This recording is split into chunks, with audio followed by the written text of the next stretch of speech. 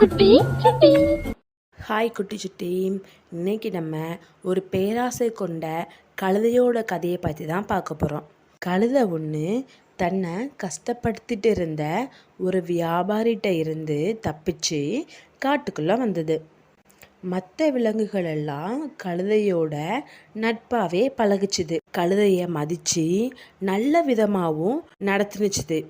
கழுதைக்கு அது ரொம்பவே பிடிச்சிருந்துச்சு. அடடே, நம்மளை அந்த வியாபாரி கொஞ்சம் கூட மதிக்கவே மாட்டான், உணவு கூட ஒழுங்காக தரவே மாட்டான். ஆனால் இவங்க எல்லாரும் நம்மளை இப்படி பார்த்துக்கிறாங்களே அப்படின்னு நினச்சி ரொம்பவே சந்தோஷப்பட்டுச்சு. அப்போதான் ஒரு நாள் எல்லா மிருகங்களும் பயந்து வேகமாக ஓடி வந்துக்கிட்டே இருந்துச்சு. அப்போது மரத்து மேலே இருந்த குரங்கிட்ட கழுதை, நண்பா, எதுக்காக இவங்க எல்லாரும் இப்படி ஓடி வராங்க அப்படின்னு கேட்டுச்சு. அதுக்கு குரங்கு, அவங்க சிங்கத்தை பார்த்து பயந்து தான் இப்படி வேகமாக ஓடுறாங்க அப்படின்னு சொல்லிச்சு. உடனே கழுதை, அடடே, மற்ற விலங்குகளுக்கு சிங்கம்னா இவ்வளோ பயமா அப்படின்னு நினச்சிக்கிட்டே போச்சுது.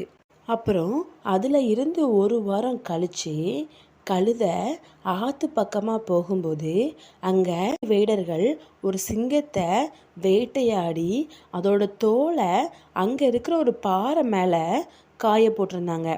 கழுதை சிங்கத்தை பார்த்தது இல்லைனாலும் அதை கேள்விப்பட்ட அடையாளங்களை வச்சு அது சிங்கத்தோட தோல் தான் அப்படின்னு கண்டுபிடிச்சிது. உடனே கழுதை, நாம் இந்த தோலை நம்ம மேலே போட்டுக்கிட்டா இப்போ தர மரியாதையை விட இன்னும் அதிகமாக நமக்கு கிடைக்கும் அப்படின்னு ஆசைப்பட்டு சிங்கத்தோட தோலை எடுத்து அது மேலே போட்டுக்கிட்டு, இப்போ அந்த கழுதையை பார்த்து சிங்கம் தான் வருதுன்னு நினச்சி எல்லா விலங்குகளும் ஓட ஆரம்பிச்சுது. கழுதைக்கு அதை பார்த்ததும் ரொம்ப சந்தோஷம்.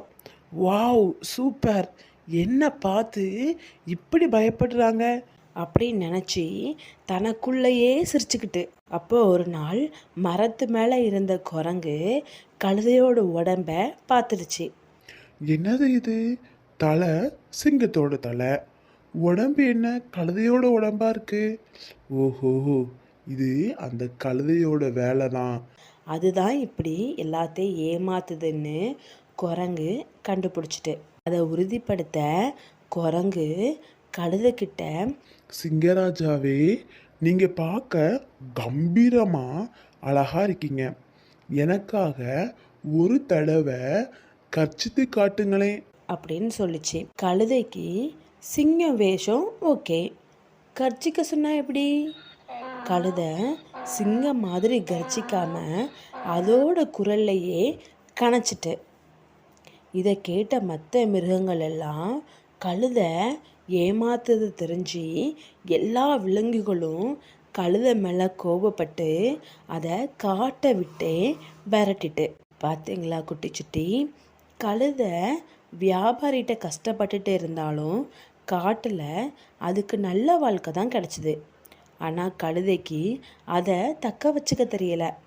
இதை விட இன்னும் மரியாதை நமக்கு இன்னும் அதிகமாக வேணும்னு ஆசைப்பட்டு அது இருந்த வாழ்க்கையும் தொலைச்சிட்டு. நம்மளும் எப்போதும் இருக்கிறத வச்சு சந்தோஷமாக வாழ பழகிக்கணும். இதே போல் இன்னும் நிறைய கதைகளை கேட்பதற்கு நம்மளுடைய குட்டி சுட்டி சேனலை மறக்காமல் சப்ஸ்கிரைப் பண்ணி வச்சுக்கோங்க.